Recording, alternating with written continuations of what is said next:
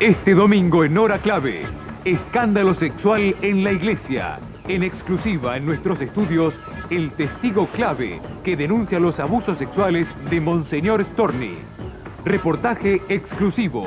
Desde Estados Unidos, Domingo Cavallo explica por qué cree que estamos al borde de la hiperinflación. Nos insultan, nos agravian. ¿El nuevo deporte mundial es pegarle a la Argentina? Un debate a fondo. Mauricio Macri presenta su plan. ¿Podrá resolver los problemas de la ciudad? Enseguida.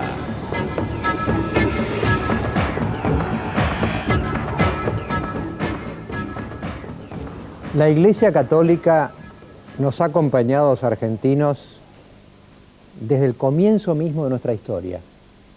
Todavía hoy la Iglesia es una voz respetada por católicos y no católicos por igual en temas morales, en temas sociales. Por eso creo que los que somos católicos y los que no lo son, hemos sido profundamente perturbados por la historia de abusos sexuales que rodea nada menos que un arzobispo, más que un obispo, a un arzobispo argentino, Monseñor Edgardo Storni.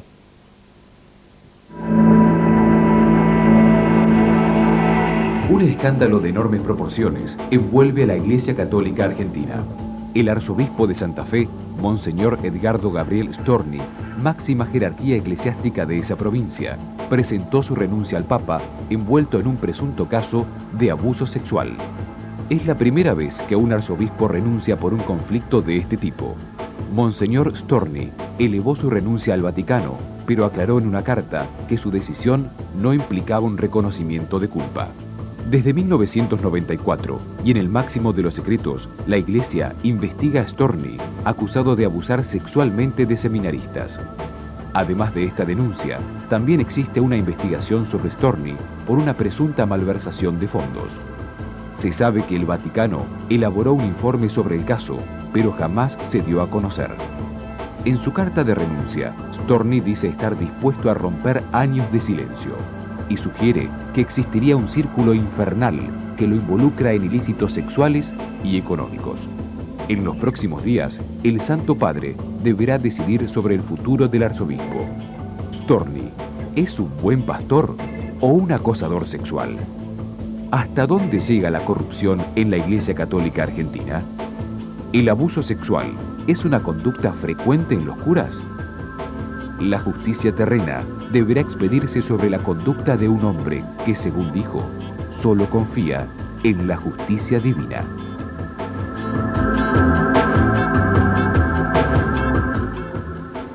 Voy a saludar al doctor Eduardo Hauchen, que es el abogado de Monseñor Storni. Doctor Hauchen, ¿cómo le va?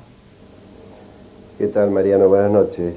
Doctor, le voy a pedir que mire con mucha atención lo que se diga acá, para que usted después pueda presentar su posición. Y además le digo que mientras se converse sobre el tema Storni, usted puede intervenir cuando usted quiera. ¿Le parece bien? ¿Me parece bien? Muy bien.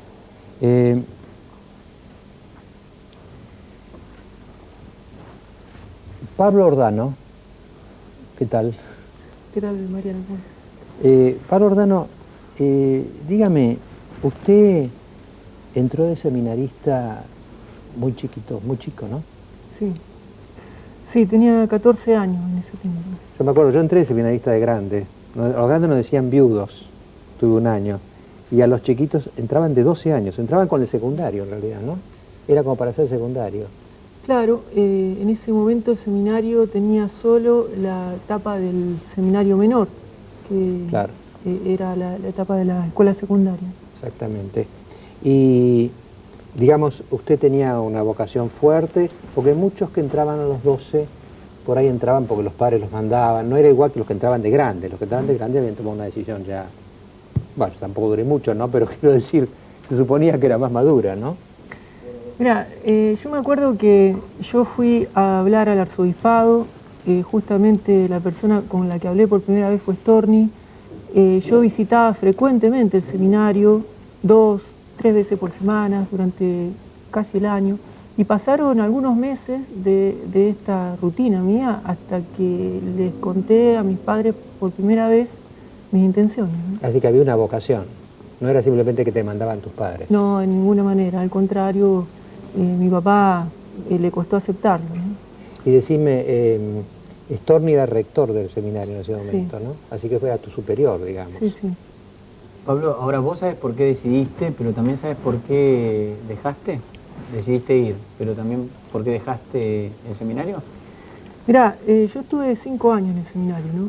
En general, quizás el doctor puede dar testimonio de esto también, los seminarios menores han fracasado siempre, ¿no? No es una edad como para enfrentar una decisión de ese tipo.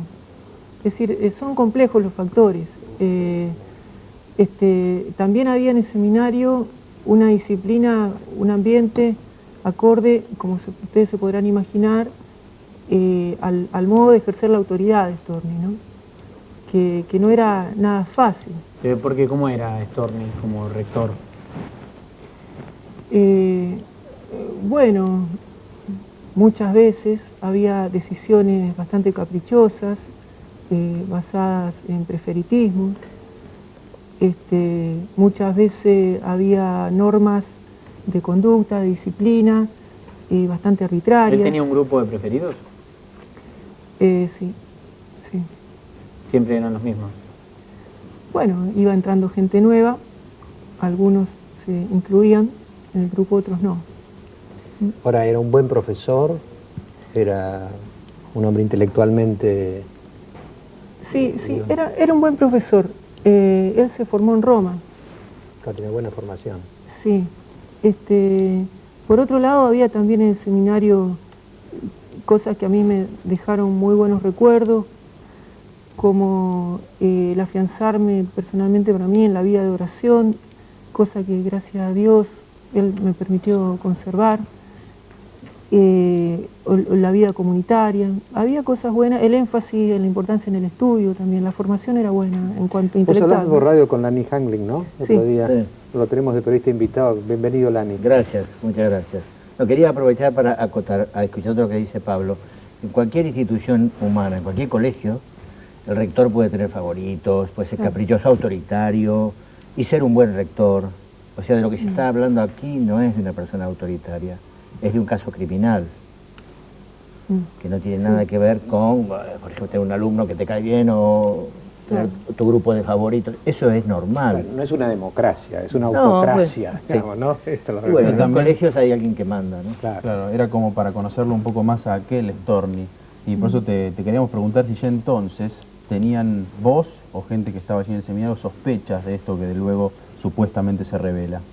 Bueno, mirá, yo el testimonio que doy, que hice público hace ya casi un mes, sucedió en mi primer o segundo año de estadía en el seminario. Es Sí, que decir, tenías esto 14, es, 15. claro, esto es 79, 80, más o menos, ¿no? Ajá. Como bien dijo Silvestri en una carta, que yo creo que bueno, su patología tuvo un curso deteriorante, aumentada por el hecho de que él no ha tenido al lado gente que le pusiera límites, y así cada vez más ha encontrado más espacio para hacer lo que quisiera. ¿Cuándo ¿Cuál notaste fue esa el- patología? Mira, eso lo puedo decir ahora quizás más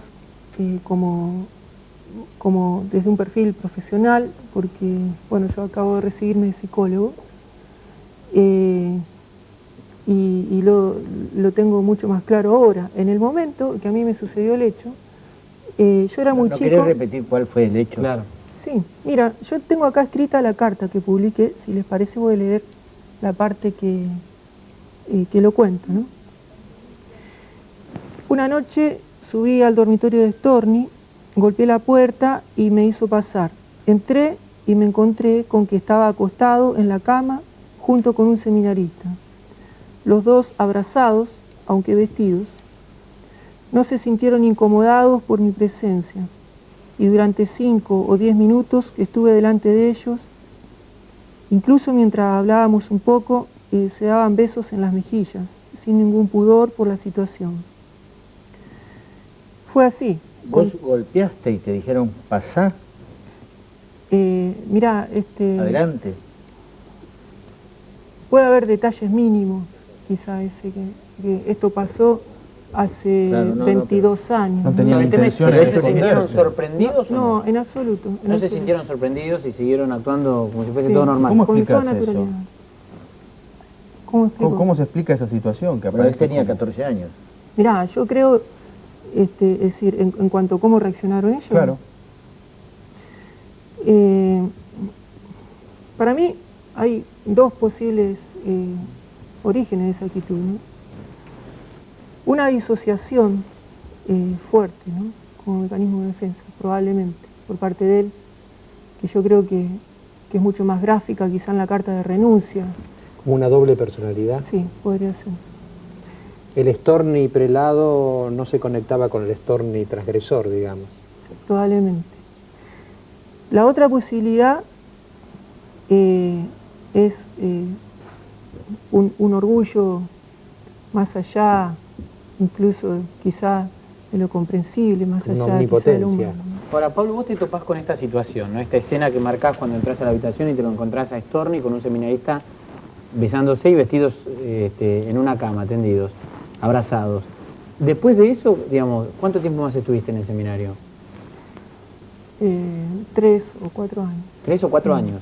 ¿Y pasó alguna otra cosa que te llamara la atención? ¿O creció esa escena que vos viste en tu idea de pensar qué era lo que pasaba con Storni? Bueno, son dos preguntas, ¿no? La primera, en cuanto, bueno, en cuanto a que si creció es decir, la percepción de este tema, yo he escuchado compañeros que me contaron hechos muy similares. Así que era algo que se sabía, digamos, ahí adentro. Similares que lo habían visto, Sí, no que lo habían hecho con Storni. no, que lo habían visto, que lo habían visto. Eso por un lado. Ahora, digo, vos, ahora que sos psicólogo, porque yo creo que también vos ahora te das cuenta más ahora, Claro. porque 14 años, como dice el 14 años, te das cuenta, ¿no? Y te quedas pensando. Ni sabés bien qué No, quiere decir, ¿no? Exactamente.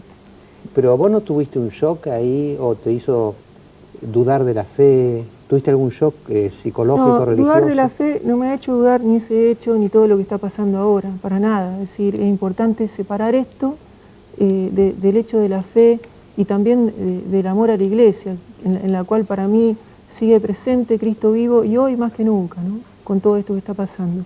Porque para mí es un hecho, una acción de Dios en pro de la purificación de la iglesia, ¿no? Para mí es una alegría incluso que todo esto se sepa y que se tomen las medidas. Pablo, ahora, estos hechos que vos decís que otros compañeros tuyos contaron después o te contaron después o vivieron después como el que viviste vos, ¿fueron iguales, más graves? Había cosas muy parecidas, como por ejemplo... Concretamente, yo te pregunto, concretamente, ¿alguno te contó que haya sorprendido a Storni manteniendo relaciones sexuales No. con algún seminarista? No, eso no. A mí me parece que esto que yo cuento, de todos modos, y como digo en la carta, grafica para mí claramente cuáles eran las desviaciones No, morales. lo que más me impresiona a mí es que golpeó, si vos estás en una situación irregular, golpear y decís no se Lo puede. decís adelante, No, claro. Por lo menos te avergonzás después. Claro, o reaccionás. Por eso te iba a preguntar, ¿el Storni después de ese hecho fue igual? ¿Él lo vivía naturalmente, que vos supieras o te Sí. dijo callate, no digas nada? No, nunca tocó el tema, nunca hubo una advertencia por parte de él a que no dijera nada. Con nosotros está también Pablo Feldman, director de Rosario 12, que es la página 12 de Rosario, ¿no? Edición Rosarina La de edición página Rosarina de página 12, que tiene mucho conocimiento de esto. Inclusive creo, Pablo, que usted trajo consigo un tape de una persona que ya no es testigo, porque él en verdad no fue víctima, ¿no es cierto? Vos fuiste testigo Sí. de otra cosa. Pero hubo el caso de Martín Lascurain, ¿no es cierto? Sí, sí. No sé si quiere explicarlo. Bueno, el caso de Martín Lascurain es tal vez el más importante hasta el momento de lo que ha aparecido como testimonio directo, teniendo en cuenta que en las notas que se publicaban en Rosario 12 en 1994, la primera salió en vísperas de Navidad, escrita por Carlos del Frade y Juan Carlos Tiziani, se hablaba del hijo del juez, ¿no? El informe Arancibia, que es lo que llega en primera instancia al Vaticano, contando la conducta de Monseñor Storni a partir de una serie de denuncias, recabó el testimonio de 44 personas directamente involucradas con los hechos. Algunos dicen 47 porque se agrega una psicóloga y algunos familiares de jóvenes. Monseñor Arancibia llegó a conclusiones que, por lo que sabemos nosotros y sabía entonces, eran lapidarias, concluyentes, y lo remitió al Vaticano. Allí llega al Vaticano a la Congregación para los Obispos, que estaba a cargo de un cardenal negro, que en algún momento cuando se hablaba de la posible sucesión del Papa se mencionaba que podía ser Bernardín Gandín, y su secretario era un argentino, que es actualmente el que está a cargo del Archivo del Vaticano, que es el cardenal Mejía. Una copia de eso ha pedido el juez ahora para que se lo manden. ¿Pero por qué hago esta referencia, Grondona? Porque me parece importante marcar que hace 8 años ya se sabía esto, y se sabía con referencias inequívocas para los santafesinos, y esto es algo que les pesa y nos pesa, yo como santafesino de la provincia, pero particularmente a la gente de la ciudad de Santa Fe, que ya se sabía incluso las identidades de algunos de los jóvenes que habían sido en la ciudad abusados. era... Sí, el hijo del juez. Bueno, el hijo del juez tuvo la suficiente valentía posteriormente para que una jornada decidiera, después de hablar con sus amigos y su padre, presentarse al juzgado y formalizar esa denuncia muchos años después. El periodista que recabó el testimonio que usted puede presentar es Guillermo Tepper, el programa se llama Entre Líneas, va por el cable diario de la ciudad de Santa Fe, y él lo cedió para que nosotros a nuestra vez en Canal 3 de Rosario lo pasáramos, y yo lo he Bueno, traído te aquí porque agradezco es el mucho, testimonio Pablo, y directo. vamos a mirar ahora el testimonio de Martín Lascurain. Y uno siempre piensa, yo pensé en su momento que para hacer una acción penal hacia el obispo, antes habría que quitarle los fueros de alguna manera, para que la gente entienda, porque no es lo mismo.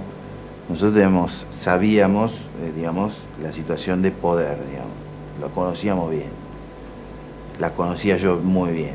Entonces, no es lo mismo ir penalmente contra un obispo en funciones que un obispo destituido. En ese sentido yo tenía confianza, tenía esperanza y, digamos, me sentía confiado de que esto iba a tener digamos, una solución buena para todos, digamos, porque lo que siempre me preocupó a mí es que este tema no siguiera sucediendo,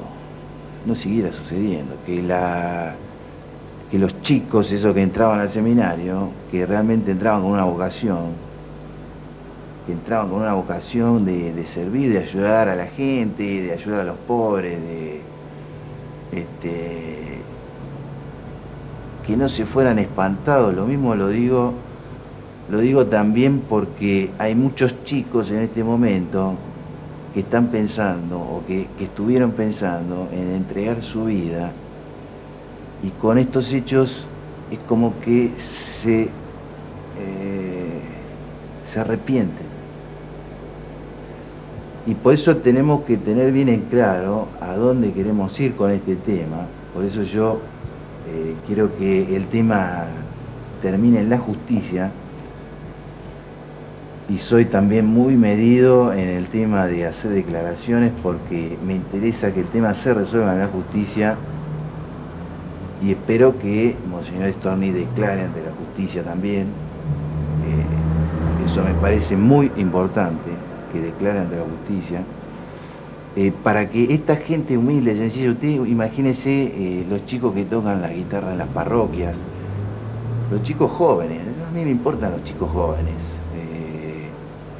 que son los que reciben un golpe. Los más grandes, a veces ya vimos muchas cosas de estas, y por allí lo podemos llegar a entender, digamos. Pero los chicos realmente es muy duro enfrentarse a una sociedad sin respuesta para este tema. Entonces hay que identificar, digamos, lo podrido y separarlo. Es decir, por eso yo fui totalmente sincero con el juez, para identificar lo podrido y que eso podrido se separe, se haga a un costado y se purifique la iglesia. Debe ser bravo, ¿no? contar. Tuvimos muchos problemas con gente que no quiere contar. ¿Quién quiere contar qué le pasó una cosa así? ¿Se puede preguntar algo, Mariano? No sé si, con todo respeto, ¿de qué estamos hablando? O sea, de un hombre de la iglesia que se intercambia unas caricias afectuosas con otra persona adulta, vestidos, y eso es todo. ¿De eso estamos hablando?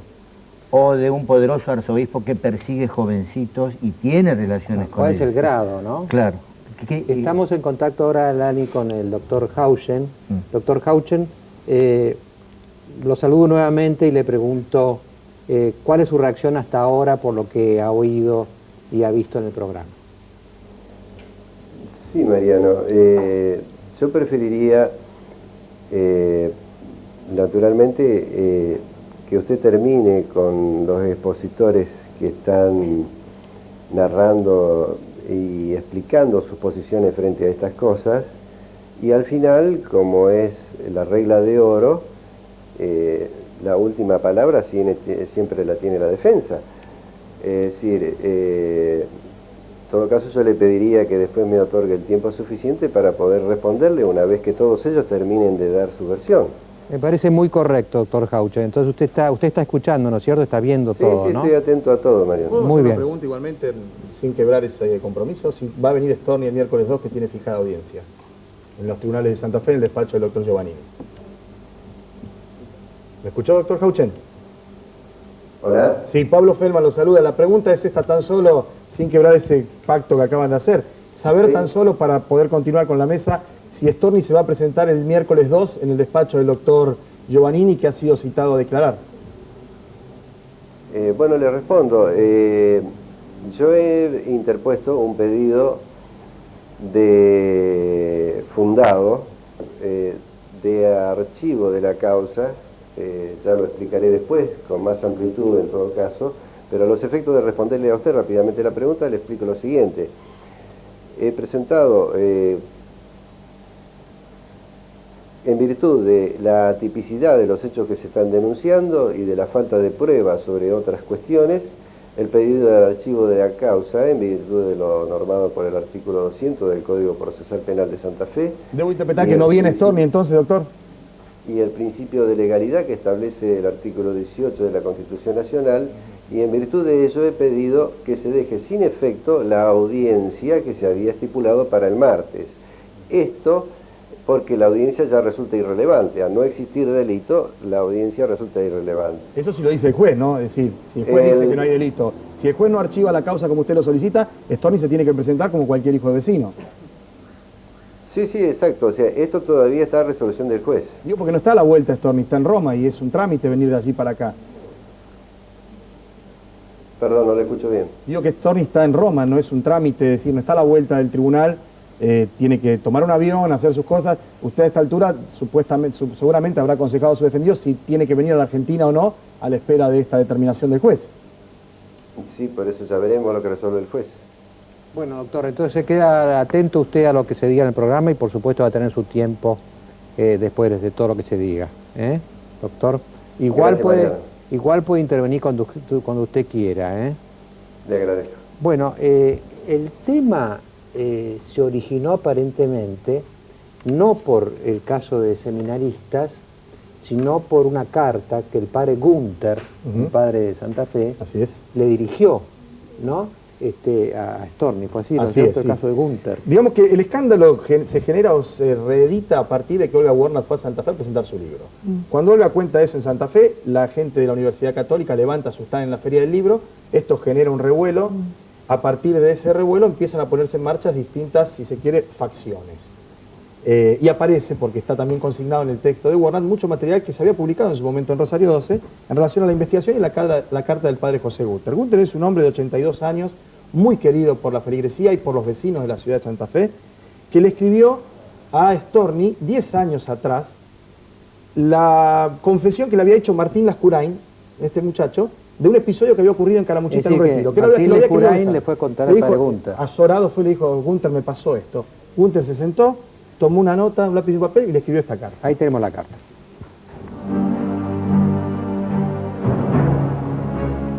En 1994, el padre José Gunther párroco de la parroquia de San Roque, escribió una carta a Monseñor Storni, preocupado por las versiones que involucraban a este en casos de abuso sexual. En uno de sus párrafos expresa: esto no es una carta, sino una confidencia de amigo. Tuviste un serio desliz que afectó a un grupo en plena formación espiritual y humana. No te juzgo ni te condeno, no me corresponde. Solo te sugiero que reflexiones en Cristo y tomes conciencia de la gravedad de tus actos. Padre José Gunther, 1994. Pablo quería agregar algo. Sí, quizás más en relación a lo que acaba de decir el doctor Hauchen, ¿no? A mí me consta que hay dentro de los testimonios de las personas que han declarado el testimonio de un ex seminarista, perdón, no es ex seminarista, es ex sacerdote, que fue muy cercano a Storni, tanto como seminarista como sacerdote, que realmente lo ha dilapidado con sus testimonios, ¿no? Él estuvo muchos años cerca de él y yo estoy seguro que sabe muchas cosas ¿Qué dijo en su testimonio? que inculpan. No puedo decir exactamente lo que dijo, pero sé que a partir de ese testimonio no cabe ninguna duda de que Storni queda inculpado. No puedes decirlo, Claro, porque porque no conoces en detalle, pregunta ¿por qué no querés decirlo? Pero Siguiendo lo que decía Rolando, es decir, ¿cuáles son las pruebas y cuál es el delito? No, y lo que dice Lani, acá hay dos planos, ¿no? Está el plano teológico religioso, por supuesto es un pecado terrible, de escándalo, y está el plano penal, ¿no es cierto? Entonces me parece que lo de Lani pregunta, si eran mayores de edad, si no tenés el delito de corrupción, si son menores tenés el delito de corrupción. ¿Y qué hacían? Claro, y hasta dónde llegó, ¿no? Esto es lo que todavía no está claro, me parece. Eso ¿no? está en el informe de Arancibia. Y la conclusión del informe de Arancibia, insistimos, y nosotros hemos tenido acceso en el diario a algunos testimonios, son terminantes. Al punto tal de que llamó la atención su archivo, porque el derecho canónico establece que si hubiera derivaciones de orden penal, sí hay que darlo a publicidad. Esto es lo que llama la atención y por eso uno también se pregunta acerca de la conducta del cardenal Mejía, que hoy sigue dirigiendo los archivos del Vaticano. Porque guardó. ¿Porque lo guardó? Sí, Y lo bueno, guardó. él archiva. Ahora, pero Y Storni viajó. en los testimonios, ¿hay denuncias de abuso sexual concreto? Hay denuncias de Porque abuso este es el sexual, punto, hay ¿no? denuncias de abuso sexual concreto y hay denuncias además que, como bien decía el doctor, por un lado se tiene que sustanciar porque la violación es un delito de acción privada, si no va la víctima o alguien o el tutor y lo denuncia no se puede, pero al haber menores de edad ya hay corrupción también. Y había también menores de edad y en los testimonios también hay menores de edad. Yo creo que no va a pasar mucho tiempo hasta que Monseñor Arancibia también hable, necesariamente debe hacerlo el obispo de Mendoza, y creo que en ese sentido la posición de la Conferencia Episcopal Argentina también hay que destacarlo, es otra. En su momento, cuando se investigó otra cosa en Santa Fe, fue Saspe el que tenía que investigar la acción pastoral de Enrique Angelelli, por encargo del Vaticano. Esa investigación se terminó el día que encontraron el cadáver de Angelelli, y Saspe le había pedido al nuncio apostólico de la Conferencia Episcopal que lo protegieran a Angelelli. No lo protegieron y se murió, lo mataron. Ahora, cuando mandan a investigar a Storni, Arancibia investiga, va a lo de Carlic, recoge los testimonios, lo manda para allá espantado, asustado, se excusa de hablar con nuestro periodista del Frade, lo atiende por cortesía, le dice no va a sacar ni una palabra de mi boca, todo lo que usted sabe es así. Ahora, Pablo, y quizás hay un cambio de línea desde los escándalos en Estados Unidos, Sí, que Juan Pablo II dijo tolerancia cero. Sí, creo que ha tenido que ver... Hay un cambio ahora. De contexto internacional, la Iglesia ha tenido que pagar más de $1.000 millones en resarcimiento a las víctimas de los abusos de los sacerdotes en Estados Unidos, en Australia, en Inglaterra, en Polonia. Hay también un cambio en la República Argentina, a partir de que se vayan todos, calculo que también llega a la Iglesia. Pero también, por eso, ¿no? pero volvamos del Vaticano. No todo, Y digo quedémonos adentro del juzgado. Sí. En el juzgado, la causa judicial, ¿tiene testimonios de abuso sexual concreto? Hasta el momento hay 2 testimonios que parece ser lo tiene. Esto está en el secreto de sumario y hay 2 que sí y están. El de Lascurain también, que cuenta que le quiso dar un beso y que lo manoseó, que es la carta de Gunther. Que Gunther en otra parte de la carta dice, le escribo esta carta con mucho miedo. Le dice Storni, tenía razón, porque 10 años después, cual grupo de tarea, una patota clerical encabezada por el arzobispo auxiliar de Santa Fe y que la integraban todos los vicarios, lo subió a un auto, lo llevó al arzobispado un sábado a la noche, lo apretaron, lo zarandearon, lo amenazaron de muerte, le dijeron, te podés morir si no firmás esto, y le hicieron firmar 2 papeles, uno un acta canónica con la que viajó Storni, que estaba en la habitación contigua, de acuerdo a lo que ha dicho Gunther la semana pasada, digamos, dirigiendo y orquestando el operativo, y otro una escritura pública por la cual también está ahora imputado el escribano. Feldman, esto es una conducta cuasi Mafiosa, mafiosa. no, cuasi no, mafiosa. Bueno, y no es que Monseñor Storni no recibiera advertencias, tenemos la carta de Gunther. Y otra carta de tenemos Silvestri. otra Silvestri es carta. otro sacerdote que le habla ya de tu grave enfermedad, no ya de desliz, sino la grave enfermedad, que era este tema con los chicos, con los muchachitos jóvenes, a los que, como decía Ordano acá, los besaba, los tocaba, y les decía además en el momento en que alguno de ellos reaccionaba, porque además Lascurain es un joven de clase media, de una familia hijo de un juez, pero hay chicos que vienen del campo, que apenas están alfabetizados, que creen que eso es lo que está bien, y eso es peor todavía. Entonces, les decía, yo soy el padre de todos, esto es amor entre los hombres, yo los protejo, y todas esas cosas, ¿no? Vamos a ver la carta.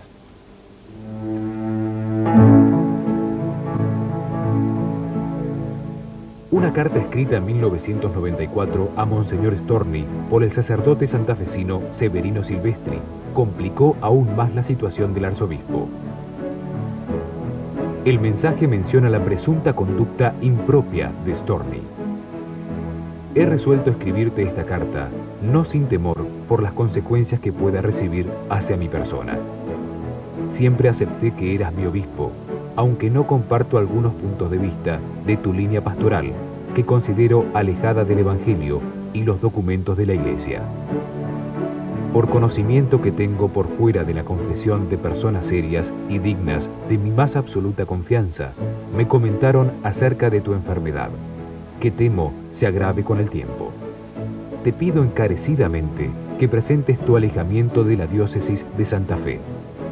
Retirarse a tiempo no es sinónimo de derrota, sino de sensatez. Estar enfermo no es pecado, y sabes a qué enfermedad me refiero.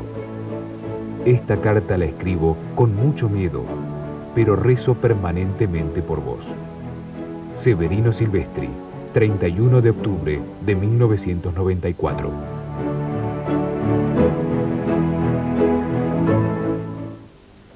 Uno se queda un poco impresionado por todo esto, ¿no?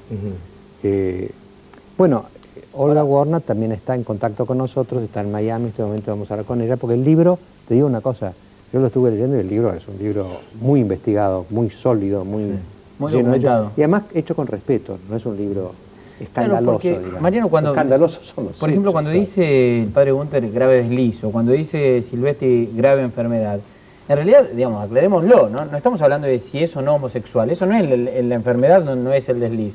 No. Digamos, la cuestión es si es abusador, si es corrupto, si corrompe sexualmente a la persona. Nadie está hablando de sus gustos No es la vida sexuales. privada lo que No, están diciendo. no, esto en ningún momento fue considerado así, ni siquiera la prensa más pacata, en la que guardó silencio tanto tiempo en Santa Fe, ha tenido ningún atisbo, digamos, de insinuar eso. Sí, la sexualidad de una persona es una libre elección, sea sacerdote, Es las periodista. implicancias de eso. Y en sí, el bueno, pero hay seminario. Es alguna... cuando transpone el terreno del pero, delito, Pablo, no, ¿hay no hay alguna código penal. prueba de todo esto? ¿Hay alguna prueba? Si no hay prueba, no hay nada. Hanglin, no hay pruebas porque no hubo investigación. Para que haya pruebas debe haber una Hay investigación. una judicial. denuncia que se tiene que investigar y... Hay tres causas ahora a partir del caso Storni. La causa madre, que es la que investiga los abusos sexuales.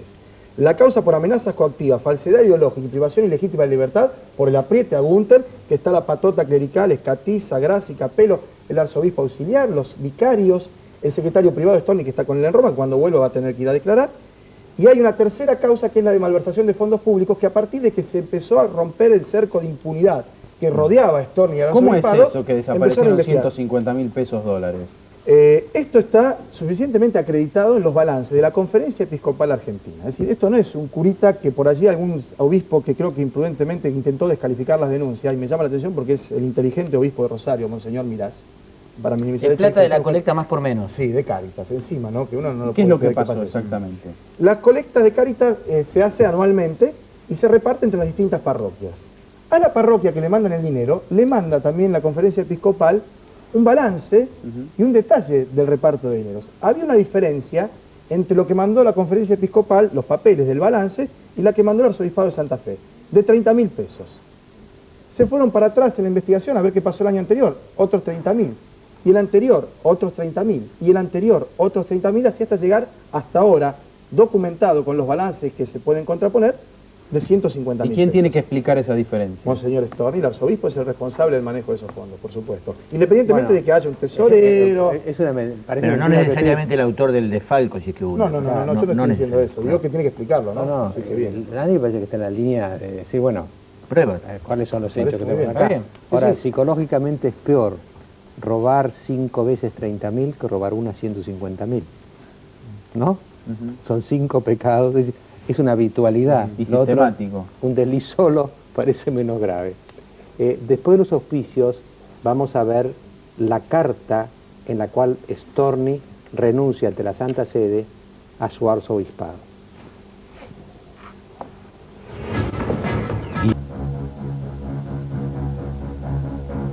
Monseñor Storni debió presentar su renuncia ante el escándalo desatado. En el texto que envió a la Santa Sede, dijo: ante la maquinación imparable contra personas e instituciones arquidiocesanas, la perversidad abarca a todos, en todos los niveles. Nadie sabe qué hacer, ni siquiera aquí. He de asumir el momento tan grave y romper este círculo infernal.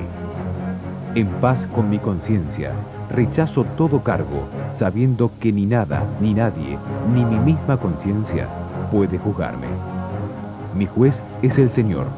Lamento la miserabilidad de tantos y los perdono. Monseñor Edgardo Gabriel Storni, Roma, 21 de septiembre de 2002. Es terrible, ¿no? Porque él está perdonando lo que, según la carta, es una campaña de mentiras, ¿no? Pues sí, dice, abarca a todos y ataca a todos. Nadie ha atacado a nadie, es decir, no se abarcan muchísimo menos a la Iglesia Católica ni a otra gente, ¿no? No, en este caso pienso que es el mensaje de un hombre que detesta que estén sospechando maliciosamente de sus actos que fueron inocentes. Es lo que está diciendo. Es lo que está diciendo, ¿no? Sí, sí. Y después al final hay que entender un poco la mentalidad católica de la cual participo. Mi juez es el Señor. Únicamente, dice. Porque ojo que en el derecho humano te meten en cana. Dios no te mete en cana mientras estás vivo. Claro. Te espera al final, ¿no? Entonces es como que hay un juicio por encima de todos los juicios. Está bien, pero no es contradictorio, porque usando su frase vaya en cana y después Dios lo espera al final. Por eso son dos planos. Ahora, ¿no sería interesante que Monseñor Storni se allane a la investigación judicial? Digo, incluso hasta para limpiar someterse a la justicia sus terrenal, sospechas. además. Pero, Fernando, después de esa carta del Vaticano, Storni manda un fax diciendo que se pone a disposición del juez. Y el doctor Giovannini lo toma al pie de la letra y le fija audiencia. Por eso llama la atención que habiéndose puesto él a disposición de la pero justicia... te digo una cosa, Pablo, para un católico que tenga fe es mucho más terrible el juicio de Dios. Bueno, entonces No- que no se lo allane al puedo- juicio de la justicia, si No, es más terrible que Bueno, el Vaticano, Pero mejor después de México. los escándalos en Estados Unidos, cambió de actitud, como todos sabemos, con respecto a esto. El Papa mismo habló de tolerancia cero, dijo que no hay lugar en el sacerdocio para quienes cometen estos crímenes, literalmente, y como una nota más, es decir, dijo que había obligación en la Iglesia de dejar paso a la justicia. Antes de ayer, en una asamblea de la Conferencia Episcopal Alemana, los obispos alemanes abordaron el tema, sacaron 16 resoluciones que van a ser la forma común con que van a votar posición frente a estos casos, y dicen que incluso ellos mismos como obispos denunciarían a la justicia los casos graves. Hoy en día, acá a mí me parece que nosotros hemos hablado de los hechos, yo creo que lo más importante es que lo que va a pasar ahora. Hace poco Arancibia, que fue la persona comisionada para hacer la investigación en el 94, recibió un exhorto de Mendoza. Mendoza.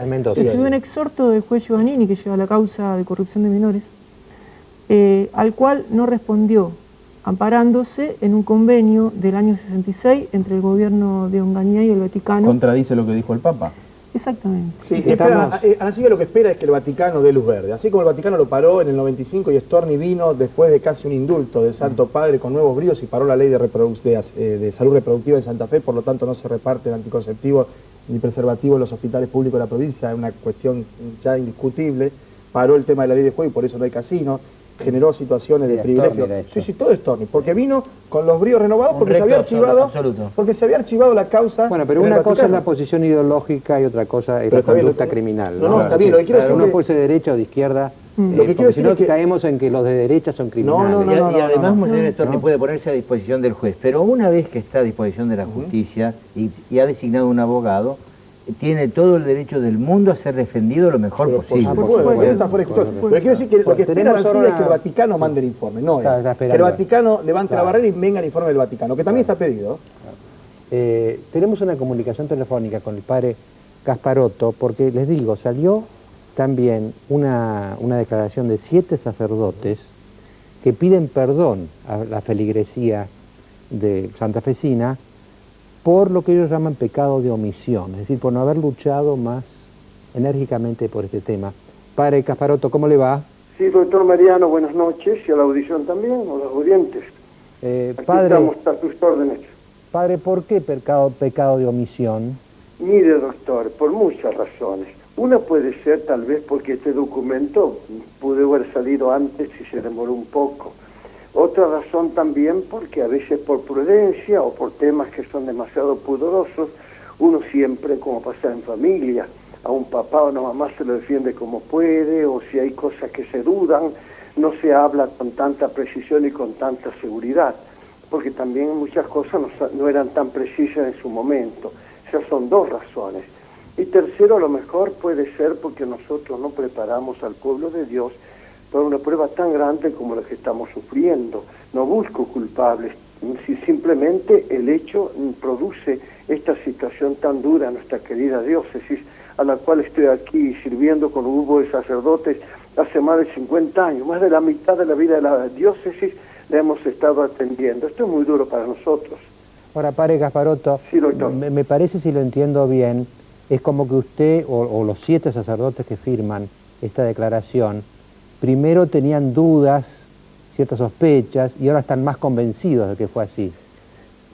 Sí, es decir, ante lo que nosotros conocemos por la prensa y declaraciones, y el suceso también del año 94, que de alguna manera lo hemos tenido en observación, pareciera que hizo un poco de eclosión. Yo no he hecho culpa que la Iglesia juzgue y también los jueces civiles. Usted es abogado, doctor. Ahora, Padre Casparotto, sí. De todas maneras, lo que usted explica, no sé si es para pedir perdón, porque usted dice que no estaban muy seguros, como en una familia no quisieron armar, porque está el pecado del escándalo también, que es un pecado muy importante en la Iglesia, ¿no? Por supuesto, es muy grave. Entonces, ¿de qué se acusa a usted mismo al pedir perdón? Bueno, de que algunas cosas, esta sospecha que teníamos, tal vez podríamos haberla dialogada más en razón de nuestra madurez en el sacerdocio, 54 años ya al servicio de la Iglesia en este sentido. Tal vez yo alguna experiencia tengo de haber conversado con él y de alguna manera me aceptó lo que le decía, ¿no? Y tal vez por ahí haber hablado un poco más, dialogado más. Pero, Padre Casparotto, ¿usted con él habló concretamente de esto, de estas sospechas que había? Este tema en concreto no, eran otros que por ahí también se están ventilando. ¿Como lo de Cáritas y la plata que falta? No, doctor, no es Cáritas, porque me afectaría muy de cerca a mí. Yo fui muchos años el vicepresidente y asesor. No, es un dinero, según los que se cataloga objetivamente, es un dinero de la colecta más por menos, que parece que por lo que los datos que tenemos se ha retenido algo acá. Padre y ahí Casparotto, pude haber intervenido yo también un poco para arreglar un poco el asunto. Padre Casparotto, muchísimas gracias por esta conversación. Muy amable, Muchas gracias, Casparotto. Y roguemos al Señor para que se solucione de la mejor manera. Así es, así es.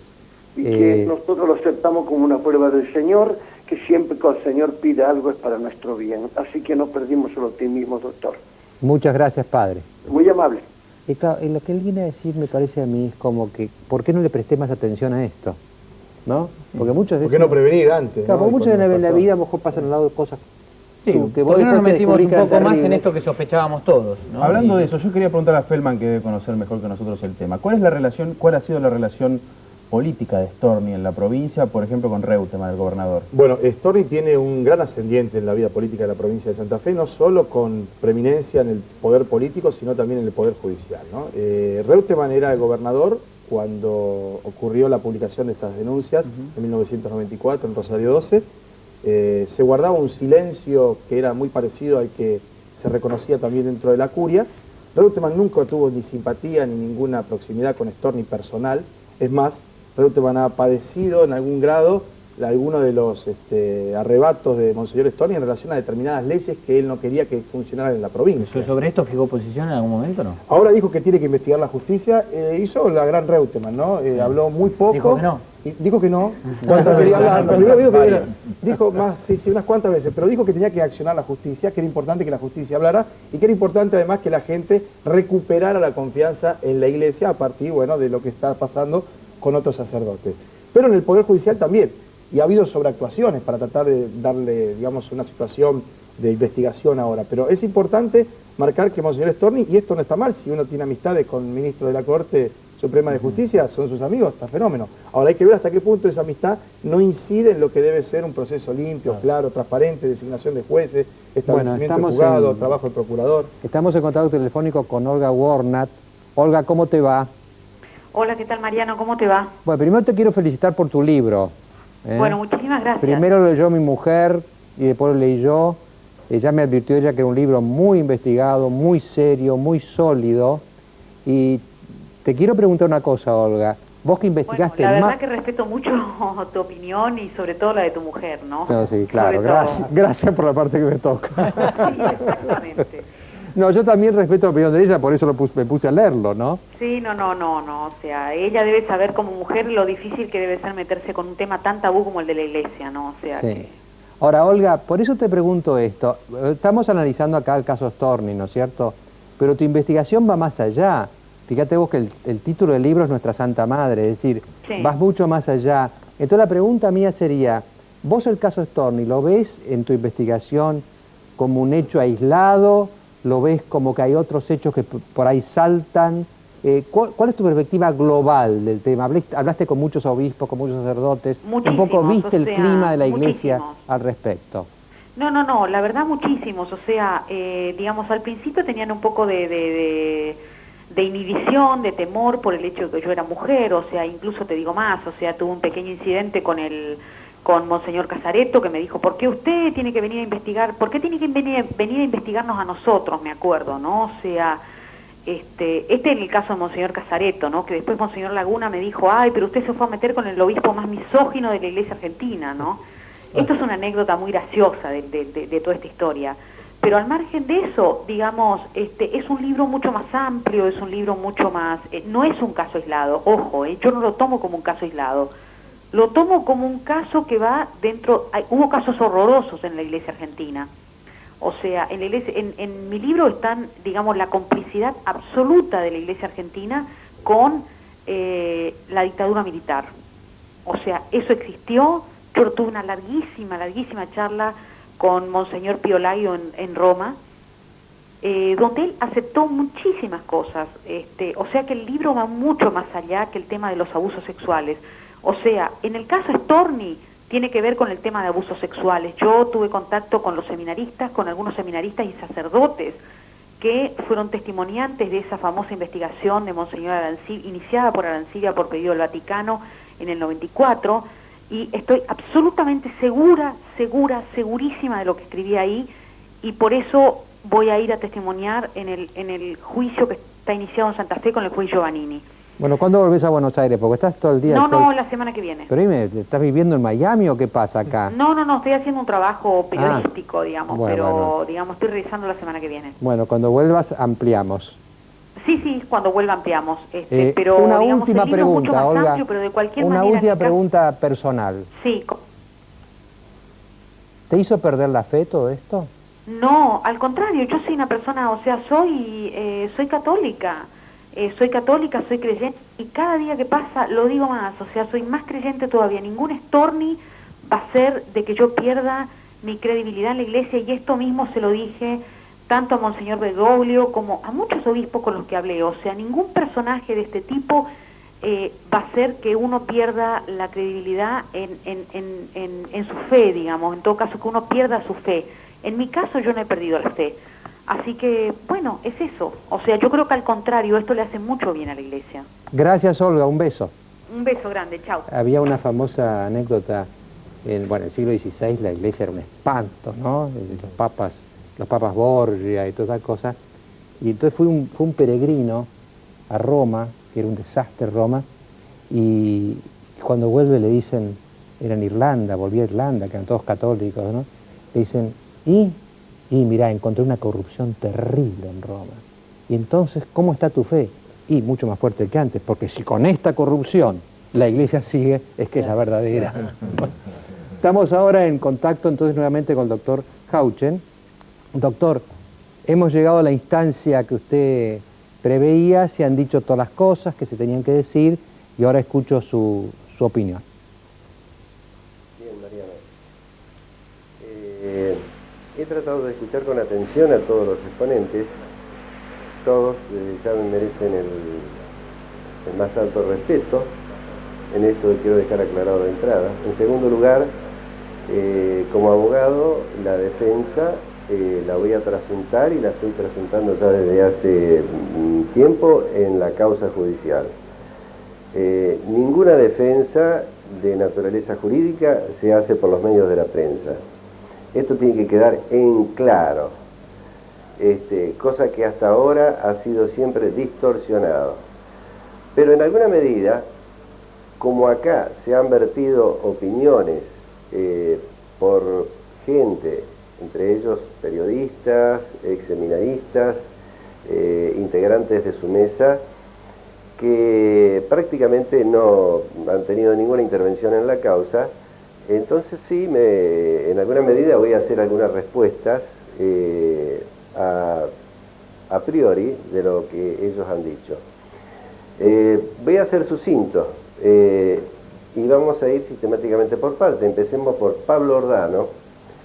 Pablo Ordano en realidad comenzó diciendo que no sabía nada de todo este tipo de relaciones supuestamente corruptas desde el punto de vista sexual, y después fue a mencionar un hecho propio en el cual él supuestamente habría sido testigo presencial de una situación bastante rara, bastante extraña desde todo punto de vista.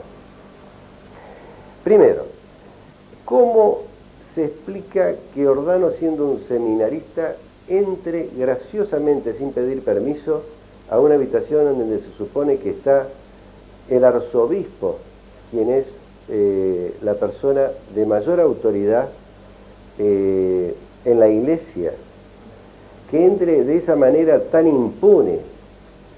En segundo lugar, habla de patología, no dijo de qué patología, no sé, no explicó de qué patología. Habló de que al entrar a la habitación, en este supuesto hecho en el cual él hubiera presenciado, se quedó observando a dos personas que estarían besándose en la cama y que estas personas advirtieron la presencia de él, y no obstante ello, durante un largo rato, hicieron caso omiso de eso. Y acá dos cosas: dos personas que se encuentran en una cama supuestamente besándose desnudas, hacen caso omiso, continúan con una relación erótica, según él dice, sin tomar ningún tipo de recaudo frente a la presencia de un tercero. Ahora, doctor Hauchen, discúlpeme, pero concretamente, Storni... Perdón, ¿se dice culpable o no? Yo ya los he escuchado a todos, dije que al final yo iba a hacer el descargo. Yo los escuché a todos. En todo caso, Mariano, si después que yo termine, alguien quiere hacer alguna réplica, yo tendré derecho a una contrarréplica. Es que esta es una mesa periodística, no es un juicio. Pero es lo pactado, es lo pactado. Ya dije que no es un juicio, precisamente. Yo a la defensa la voy a hacer, pero estoy respondiendo a lo que han dicho cada uno de ustedes. Sigamos. Sigo diciendo lo de Ordano. Llama la atención que una persona esté presente y se mantenga presente ante un acto tan repudiable como aparentemente él narró, un acto erótico, y no le cause a él el más mínimo pudor. Y además, esto va contra el sentido del instinto de pudor de toda persona. Yo creo que supuestamente, así hubiese sido Monseñor Storni, así sea una persona homosexual, cualquier persona que padezca aún de una patología, hay un instinto en el ser humano que es el instinto de pudor. Si a cualquiera de nosotros nos sorprenden, incluso haciendo el amor contra nuestra propia esposa, instintivamente lo que hacemos es tratar de cubrirnos el cuerpo. ¿Cómo Ordano no denunció esta situación? ¿Cómo dejó pasar tantos años? ¿Cómo no salió de la habitación, digamos en alguna medida escandalizado? ¿Cómo no se lo contó a alguien? ¿Por qué no lo denunció en su momento? En resumidas cuentas, creo que con todo el respeto que me parece Pablo Ordano, pongo en duda, porque más allá, y dejando de lado que yo pueda ser el abogado de Monseñor Storni, como persona, digo que me parece realmente inverosímil. Incluso él como psicólogo le voy a transmitir lo siguiente: las gestualidades, las miradas, la forma en que se expresó durante su relato, la forma en que agachaba la cabeza, la forma en que narraba, transmitía un estado dubitativo, equívoco, de desconocimiento, de incertidumbre. Esto se acentuó más aún, más adelante, cuando dijo que conoce de un testimonio de un sacerdote que habría declarado en la causa y que sería, dijo, lapidario para Monseñor Storni. También en este momento de la charla de Pablo Ordano, se mostró totalmente dubitativo, temeroso en sus palabras. Y yo les digo una cosa: no hay ningún testimonio en la causa, aparte que sea lapidario de ningún sacerdote que sea lapidario en este sentido, para Monseñor Storni. O sea que Pablo Ordano, no sé por qué él tiene que transmitir esta suposición con esta falta de seriedad, porque ni dijo cómo conoce, ni dijo quién es este supuesta persona. Doctor Hauchen, hemos escuchado con mucho interés esta parte de su exposición. Yo no sé si estará de acuerdo conmigo, tendríamos que darle un minuto a Ordano para que conteste lo que usted dijo de él, ¿o le parece que está mal? No, me parece que está correcto, pero yo me parecería, si le parece bien, Mariano, que en todo caso termine con todos y después, que no es mucho, hagámoslo concreto, termino con todos. Porque el tiempo en televisión veo cómo es, ¿no? Sí, bueno, estamos tratando un tema serio. Usted le dio el tiempo a eso, creo que yo también tengo mi tiempo. Lo estoy tratando de hacer lo más sucinto posible. ¿Conoció ese testimonio Ordano, ese hecho, durante un hecho tan aberrante, y se mantuvo después conviviendo con Monseñor Storni durante 4 años en el seminario, como si nada hubiese pasado? Esto es inverosímil. Doctor, ¿usted está seguro que todos los seres humanos tienen instinto de pudor? Digo, ¿qué basamento científico tiene? Porque usted está demostrando lo contrario. Si usted cree que un muchacho de 14 años entra impunemente, usa impunemente como si estuviera robando un restaurante o un banco, ¿no? A la habitación del obispo. Voy a escuchar después que termine, y en todo caso haré una réplica. Sí, replique. Pero de todas maneras le contesto. El principio psicológico es que todos, y esto está comprobado científicamente, y el sentido común lo indica, claro. Usted lo mismo lo puede sentir, aún en los casos patológicos hay un instinto de pudor. No lo digo por usted, porque usted está diciendo cosas sin el más mínimo pudor. No me discuta porque si no, no podemos... No. Discúlpeme, yo no voy a dialogar, Si usted, Mariano, quiere hacer de moderar un poco, porque si no yo... acá yo le pido que redondee su exposición, y lo único que le digo es que yo creo que Ordano tendría derecho a 1 minuto de réplica y usted otro minuto de contrarréplica, y redondeamos este intercambio, si le parece bien. Yo preferiría contestarle en todo caso, primero, como le dije Mariano, a la gente que ha hablado en su totalidad, porque yo sé lo que va a suceder. Después resulta que va a terminar de hablar Ordano y yo no voy a tener tiempo de hablar. No. Vamos a hacer... A ver, ¿cuánto tiempo tenemos? Nos queda muy poco tiempo, pero usted, digamos, ¿usted en 5 minutos puede redondear lo suyo? Me matan acá. Sí. Lo que pasa es que el programa empezó a las 9, hemos tenido prácticamente 40 minutos. Sí, pero termina a las 11, a las 11 y a este ritmo no acá terminamos. somos muchos, doctor, así que por favor vaya al punto de lo que quiere decir sobre lo que escuchó en la mesa y después eventualmente alguna réplica, por favor. ¿Quién es el que habló? Diego Valenzuela le habla, doctor, porque el programa tiene un tiempo que es finito, discúlpenos, pero necesitamos que usted nos haga concretas sus observaciones a lo que se dijo en la mesa. Claro. Pero ustedes tuvieron 40 minutos acusando y me están pretendiendo que yo en 10 minutos haga la defensa. Dele, adelante. Doctor, no voy a hacer de relojero, pero usted hace 20 minutos que está hablando, nadie habló 20 minutos acá, y yo le diría, si usted en 5 minutos, ya dejemos a Ordano, si tiene alguna observación sobre algún otro, porque ya con Ordano ya dijo lo que tenía que decir. ¿Tiene alguna observación sobre algún otro testimonio o alguna otra opinión? Sí, Feldman habló del informe Arancibia como que se habría informado en ese sumario. Se ha informado, doctor. Dejarlo porque... Se ha informado, no se habría, saco el condicional. Se habría informado, no sé por qué Feldman no ha presentado esas pruebas oportunamente ante la justicia como corresponde. Están las notas publicadas en Rosario 12 en 1994, 21 de diciembre, 24 de diciembre y 26 de diciembre, doctor.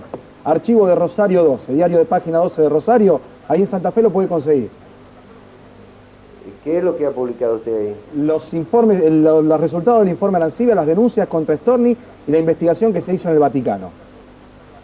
Y que se archivó la investigación también por determinación de la Congregación de los Obispos.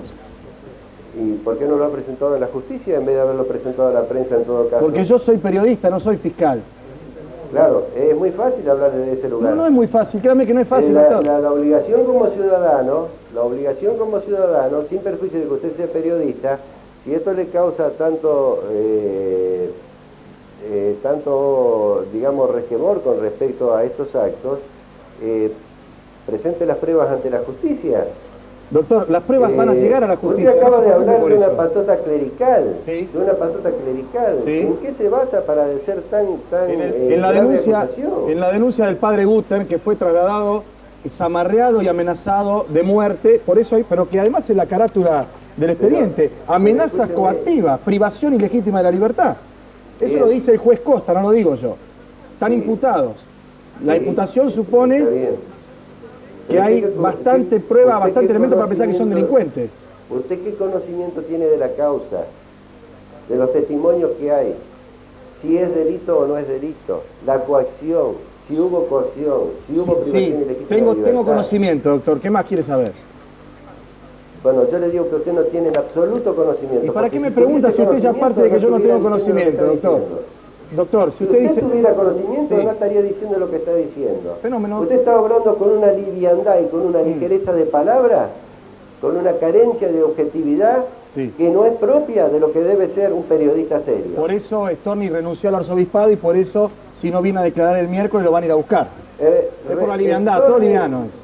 Monseñor Storni habrá renunciado por cuestiones de índole personal que a mí no me competen, porque eso son decisiones de conciencia de cada una de las personas. Doctor, yo no hablo más. Lo que quiero decir es que no hable más. Lo que pasa es que nos queda un minuto, me parece. Creo que es la refutación de la autoría del pudor. Entonces, no tiene pudor el doctor. Bueno, dejémosle su último minuto al doctor Hauchen, sin que nadie lo interrumpa. Prometo. Doctor Hauchen, tiene un minuto más, no hay más tiempo. Gracias. En un minuto digo, hay un refrán chino que dice que resulta que van dos chinos caminando por la calle y uno le dice al otro, mirá, ahí hay un grupo de personas que están agrupadas discutiendo, vamos a acercarnos a ver qué pasa. Bueno, los dos chinos se acercan y en el medio del grupo hay dos personas que están debatiendo sobre un tema. Después de unos segundos, uno de los dos le dice a su compañero, mirá, dice, esta discusión parece que no va a terminar nunca, está muy dura. Entonces el otro chino, con bastante sabiduría, muchos más años y mucha más experiencia, le dice, espera, quédate tranquilo, aquel que empieza a interrumpir y a levantar su voz y no deje hablar al otro, préstale atención, porque ese es el que carece de razón. Por eso le digo a Feldman que sus interrupciones han sido muy poco felices a no dejarme hablar. Nada más, Mariano. Gracias, doctor Hauchen. Más tarde que aporte algo, estoy a su disposición, estoy escuchando. Muchísimas gracias, doctor Eduardo Hauchen, por esta conversación. Y bueno, como el tiempo es tirano, quiero decir algo. Lo digo del fondo de mi tradición. Yo soy católico, estuve un año en el seminario mayor, mejor dicho en el menor, pero éramos grandes del mayor. Vi, por ejemplo, usted se acordaba de Storni, un rector. Teníamos un rector que se llamaba el padre Ricci, que era fenomenal, que era un tipo normal totalmente, ¿no? Pero en los colegios pupilos y en todos lugares donde hay nada más que hombres, hay como una prevención. ¿Viste? Por ejemplo, las amistades particulares no eran alentadas. Era un tipo, me acuerdo que se murió un seminarista en esa época de 14 años, era chico, ¿no? 14, 15 años, y murió como el olor de santidad. Y se creó una psicosis en el seminario impresionante, empezaron a ver milagros, ¿no? Se aparecía la noche. Entonces un día el padre Ricci nos juntó a todos y nos dijo, muchachos, el muerto al hoyo y el vivo al bollo. Y se acabó todo, ¿no? Después, como decís vos, Lani, el rector es un líder, con chicos jóvenes y es... Pues bueno, ahora decir lo mío. Hay que entender la religión católica. Yo creo que la religión católica es quizá la más complaciente, la más comprensiva del pecado. Hay otras religiones más rígidas. El catolicismo siempre toleró el pecado. Cristo se rodeó de todos pecadores, tipos de última. Lo grave en el catolicismo no es el pecado, es la actitud ante el pecado. Ahí está donde está el espíritu de la religión, por lo menos la católica. Es decir, como somos débiles y tenemos defectos, dice la Biblia, el justo peca 7 veces por día. Somos todos pecadores, hasta el Papa. Se presume que todos somos pecadores. Lo peor es cuando uno presume que no es. Es decir, lo grave, me parece a mí, en el catolicismo, es negar el pecado, pretender que uno no es pecador y fundamentalmente ser hipócrita. Este es el verdadero pecado. Hay un pasaje del Evangelio que dice que hay un único pecado que no se perdona, que es el pecado contra el espíritu. Todos los pecados se perdonan. María Magdalena era una prostituta.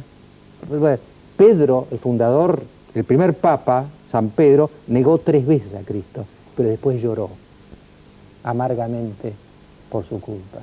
Entonces yo creo que en el catolicismo, si yo lo he interpretado bien, lo que importa no es tanto no pecar, por supuesto mejor no pecar, pero vamos a pecar.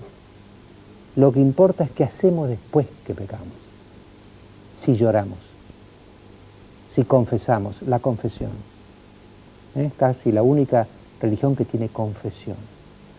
Uno peca, si después se arrepiente, tiene humildad, reconoce. Uno es salvado no por uno, sino por la misericordia del que lo perdona. Entonces la gran pregunta que me hago yo sobre Monseñor Storni no es tanto si pecó, por eso lo de Arancibia, lo de todos, porque los curas tienen una actitud ante el pecado, que es perdonar. Están todo el día en la confesión perdonando horrores y no pueden decir nada. Lo grave es una vez que se pecó, si se insistió, si se negó, si no se reconoció y si encima se baja línea a los demás. Los sacerdotes tienen un problema muy serio. Ellos tienen que difundir preceptos morales altísimos y ellos son pecadores. Entonces la gente dice, ¿por qué no haces vos lo que me predicás? No, eso es falso el argumento.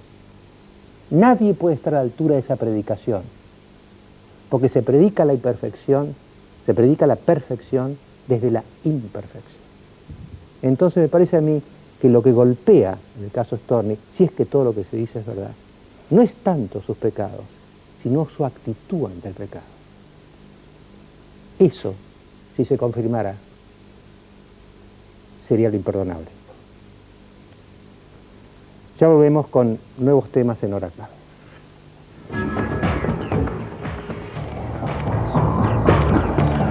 Leiva Joya compra sus alhajas antiguas y modernas, relojes y brillantes, 30 años de seriedad y prestigio.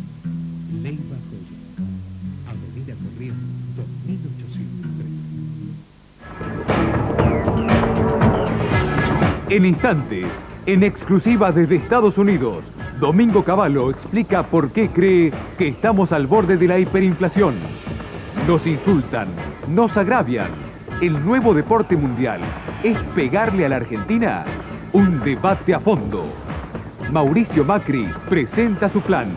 ¿Podrá resolver los problemas de la ciudad? Enseguida.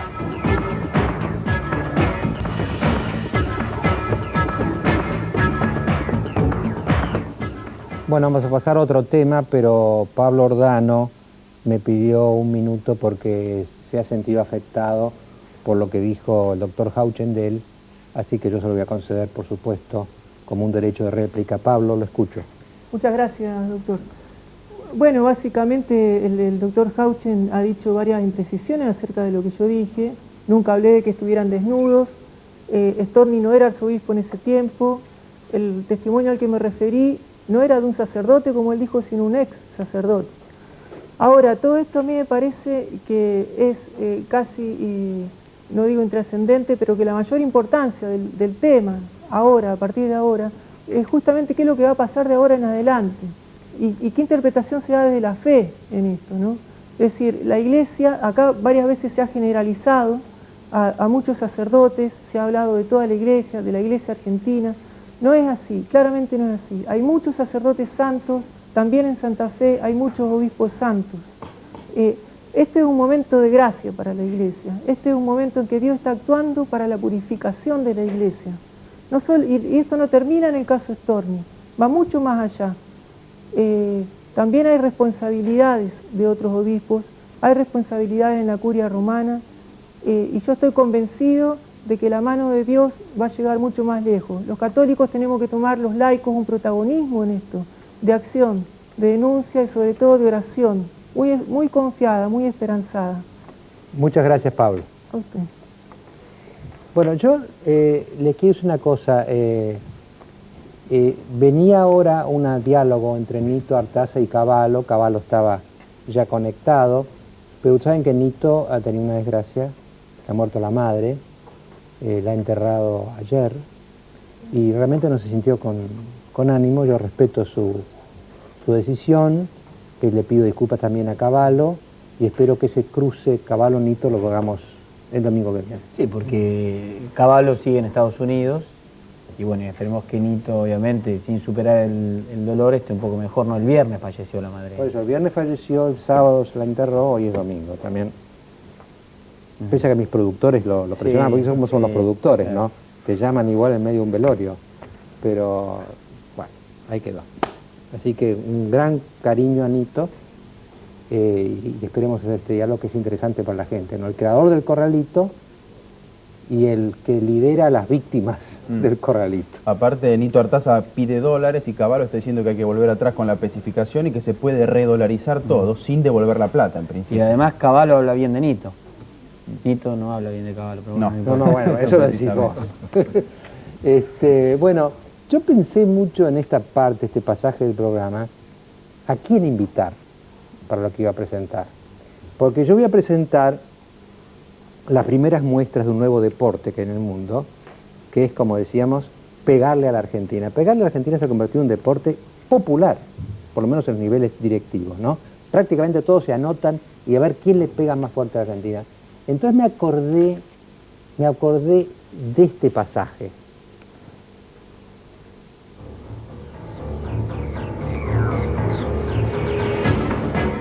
fue cuando Alicia Castro, en la Cámara de Diputados, acusó, en el fondo y directamente, a miembros del Congreso de ser demasiado claudicantes, demasiado complacientes, ¿eh? Es decir, una actitud que no sé si a ella le gustará, pero en el fondo nacionalista, digamos, ¿no?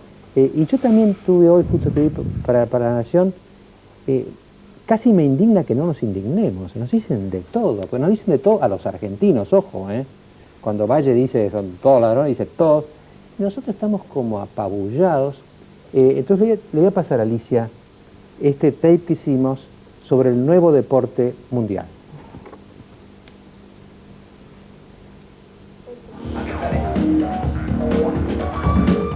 Un nuevo deporte apasiona al mundo, pegarle a la Argentina.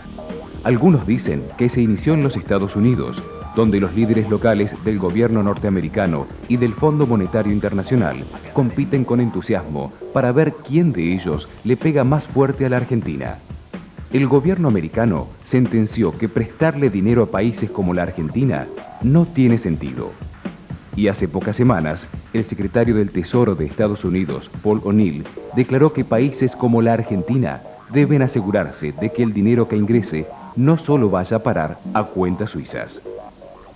El furor del nuevo deporte cruzó el Atlántico, logrando una adhesión inmediata, sobre todo entre los alemanes, como el expresidente del Banco Central, Hans-Dieter Mayer, quien dijo que la Argentina ha caído en la insignificancia por su propia culpa y probablemente para siempre.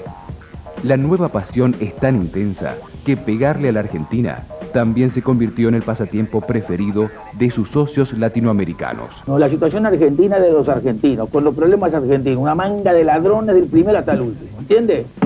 Aún no compare la Argentina con el Uruguay. El candidato brasileño Lula da Silva no se quedó atrás y dijo que Brasil no es Argentina, Brasil no es una republiqueta.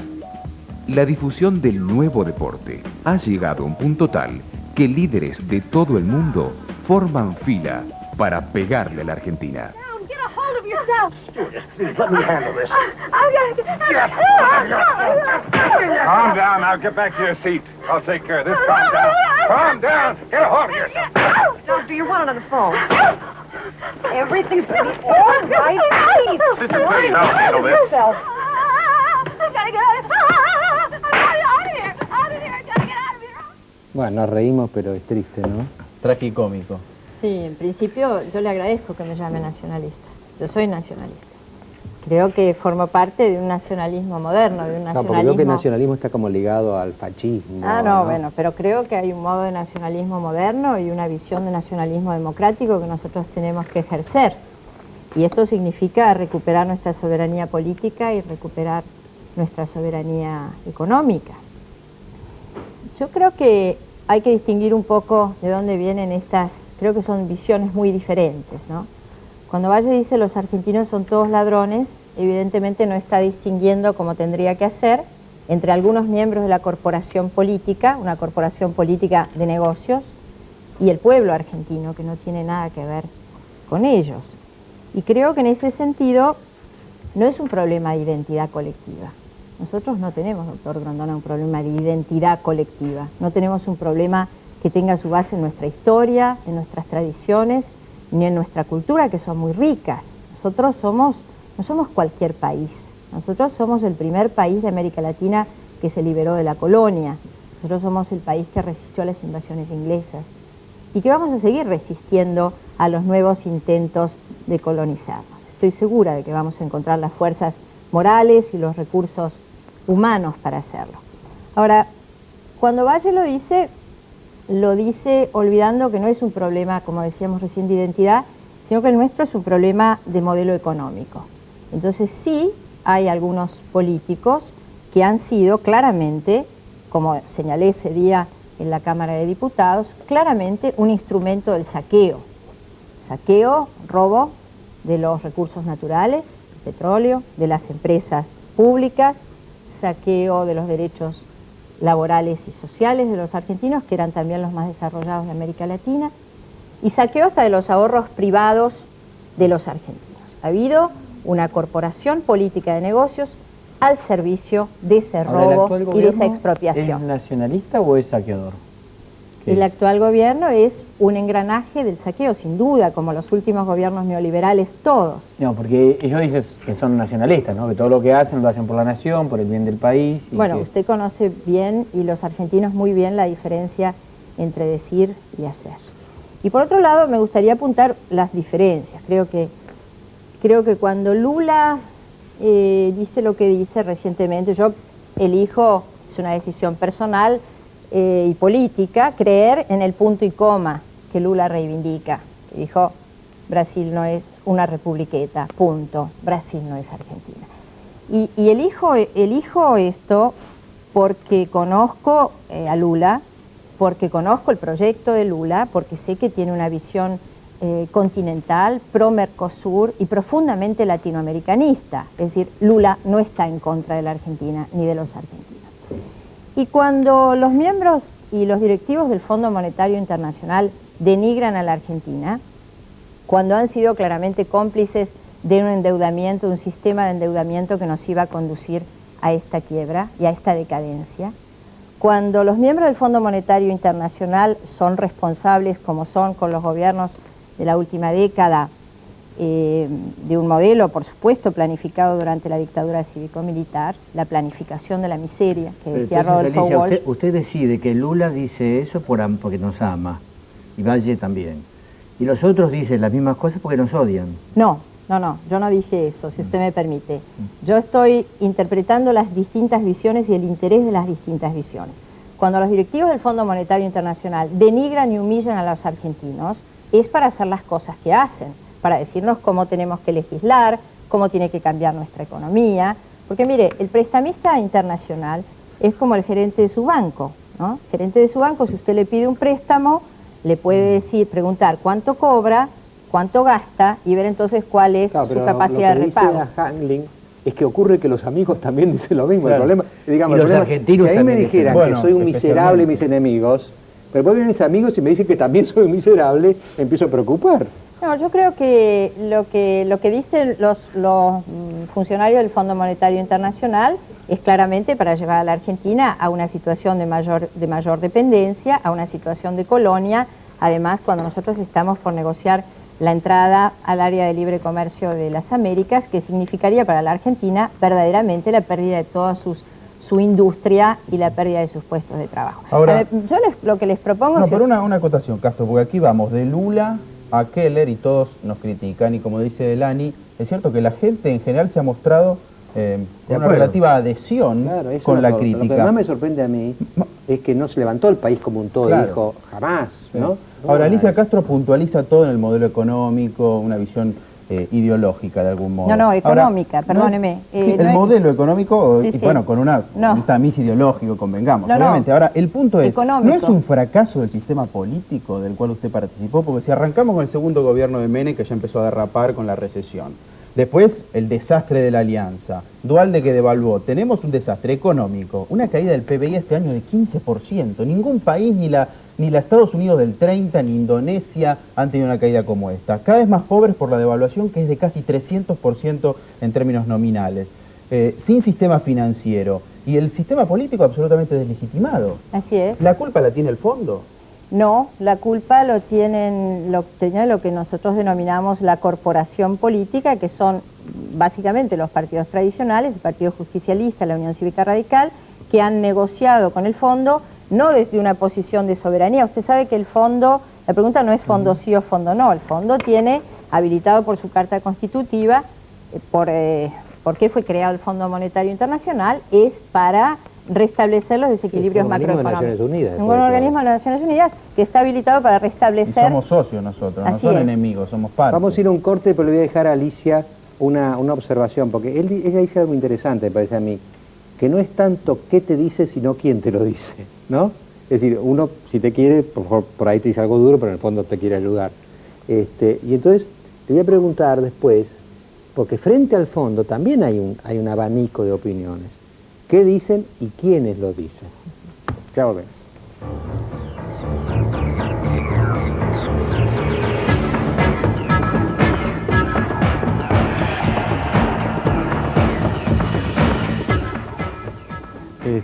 No, le estamos tratando de pasar a Alicia unos tapes buenísimos que teníamos, pero no hay más tiempo. Porque fíjense, el tema del Fondo Monetario, ¿no? Los tres candidatos que las encuestas hoy dan como delante en la carrera, tienen tres posiciones diametralmente opuestas sobre el Fondo Monetario. El candidato que va adelante, no voy a empezar el que va tercero, que es Menem, dice claramente que hay que arreglar con el fondo, ¿no es cierto? La candidata que va segunda, que es Carrió, es antifondo totalmente, reniega del fondo. Y el que va primero, que es Rodríguez Sá, es una opinión intermedia. Hay que arreglar, ¿no? Pero a medida. Hay que ver, que sí, que no, que etcétera, que no parece definirse totalmente en contra ni a favor. ¿Cómo jugó usted A mí lo que me preocupa es el abanico, ¿no? Es decir, los brasileños firmaron todos, pero acá hay un abanico, no estamos de acuerdo, estamos quebrados, estamos divididos, Alicia. A mí me parece que ahí falta un candidato, doctor Grondona, usted va a estar de acuerdo. No solo yo, me parece que falta el candidato el 50% de los argentinos no se siente identificado. Ninguno, el señor ninguno. Juan ninguno. No se siente identificado por ninguna propuesta, no se siente interpelado todavía por ningún candidato. Y creo que lo que la gente está esperando es que nosotros recuperemos nuestra soberanía, que recuperemos una situación de independencia, de decisión política, de vocación política, para negociar con el fondo y para negociar con los demás países desde un Estado que sea soberano. ¿Cómo se mide un país? La Argentina está en decadencia, esto no lo vamos a negar. Ahora, cuando los Estados Unidos estaban en su crisis brutal en el año 30, en la época de Hoover, nadie pensaba que fuera una republiqueta, pero se estaba haciendo lo que se está haciendo ahora, ¿no es cierto? Ajuste en recesión. Por eso esto no es un problema ideológico, es un problema económico, ¿no? Ahora, si nosotros volvemos a lo que hizo Roosevelt después, hizo un New Deal, que es lo que nosotros tenemos que hacer, es un nuevo contrato social, donde todos los sectores y todos los actores tomemos un nuevo compromiso para reconstruir la Argentina. ¿Quién es el Roosevelt nuestro? Claro. Porque uno ve el abanico así y dice, ¿con cuál me quedo? Bueno, pero yo creo que... De esos tres, por ejemplo, que nombramos, ¿no? Menem, Rodríguez Sá o Carrió, ¿alguno lo puede hacer? Mire, yo creo que lo que lo puede hacer es la decisión mayoritaria de un pueblo. ¿Por qué la Argentina está en decadencia y por qué... Bueno, alguno de ellos terminará, si es que alguno de ellos llega a ser presidente, terminará siendo presidente con la mayoría, o por la mayoría de los votos, ¿no? O con la primera mayoría, ¿no? Pero digo, es insuficiente si no hay un consenso social a propósito de un nuevo acuerdo social. ¿Qué le parece cada uno de los tres? Y a mí no me gusta, yo no puedo... ¿Menem, por ejemplo? Bueno, Menem es inimputable. Menem, ¿qué puedo decir de Menem cuando nosotros hemos combatido ese modelo, esas privatizaciones y esa corrupción desde 1990? Bueno, yo digo, prefiero no opinar en ese terreno, prefiero responder a las preguntas más interesantes que usted me hizo, de cómo recuperamos... No, para mí es interesantísimo igual, me imagino. Por eso lo pregunto, de Carrió, por ejemplo. Me imagino, pero digo, yo prefiero que digamos que nosotros... ¿Por qué Vos tenemos...? le preguntaste mal. Sí, ¿cómo le he era? preguntado, si a usted le ofrecieran ser vice en una fórmula los tres, ¿con cuál de los tres se quedaría? No, yo creo que lo que nosotros tenemos que pensar más que en personas es en un proyecto nacional. Está perfecto. Ahora, un nuevo contrato social. ¿puedo hacer otra pregunta? Interesante. Sí, trataré. ¿Qué países del mundo están fuera del Fondo Monetario Internacional? ¿Cuántos? Bueno, yo lo que le puedo decir... No, sí, Sudán, por ejemplo. Cuatro. Liberia. ¿Cuál es su pregunta? Porque lo que usted hizo es una afirmación que puede ser un poquito falaz. Entonces, yo lo que le digo es que los países que salieron de crisis como las nuestras son solamente los que no salieron con la receta del Fondo Monetario Internacional. ¿Cómo sería fuerte nuestro país? ¿Cómo se mide un país? ¿Cómo recuperamos nuestra identidad colectiva para que esto no sea más que una anécdota? ¿Cómo se distribuye la riqueza de un país? ¿Qué tamaño tiene su mercado interno? ¿Qué nivel de desarrollo industrial, tecnológico, científico, de educación y de cultura tiene un país? La Argentina está en decadencia. Este país hace 12 años, no un siglo, fabricaba aviones, barcos, trenes y tractores. Ese es el modelo de país que los argentinos quieren. Permítame, pero Argentina está casi quebrada y necesita financiamiento para financiar su inversión. Pero usted sabe que el endeudamiento externo en ningún momento desde 1975 hasta ahora financió inversión. Lo que financió fue la convertibilidad y el endeudamiento constante. Está bien, esa es una visión también, pero pero indudablemente yo digo hubo que muchas en los 90 inversiones, hubo inversiones, por supuesto. ¿no? Está a la vista, aparte el PBI creció algunos años fuertemente, pero ¿no es un poco vago decir que la salida es recuperar la soberanía nacional o tener un proyecto nacional? Eso lo quiere cualquier candidato. El tema es cómo se hace y con qué financiamiento. Y de ahí deviene la relación con el mundo, ¿no? Muy bien, ¿cuánto tiempo tenemos? No, pero es una línea. Quién sabe si usted va una línea, al eje. si usted me deja ir al eje, para que nuestra economía se reactive, nosotros necesitamos recuperar el mercado interno. Nosotros no tenemos un ¿Con qué problema. recursos, Castro? Con los recursos del Estado. Por ejemplo, si el Estado se... ¿Cobrándole más impuestos a la gente? Sí, a los que no pagan los eso está bien, la impuestos. evasión. Por ejemplo, el concesionario de Aeropuertos Argentina 2000 que debe 500 millones de dólares. Por ejemplo, el concesionario de Correo Macri que debe unos cuantos millones. Por ejemplo, las empresas principales que han evadido en solo un año 24.000 millones. Eso es cobrar impuestos a los que más tienen. Pero además de los impuestos, de las retenciones a las exportaciones, de hacer que los petroleros liquiden sus divisas, además de eso, reactivar el mercado interno por la vía de la demanda, es decir, dando poder de compra y de consumo a los que hoy no pueden consumir y están fuera del consumo. Esto no es solamente un objetivo para mejorar la calidad de vida de los ciudadanos, sino que es el motor de arranque de nuestra economía. Eso desde Keynes hasta acá lo sabemos todos. Está bien, desde el Estado. Por supuesto, desde el Estado. Un fuerte activismo estatal. Bueno, vamos a un corte y enseguida volvemos.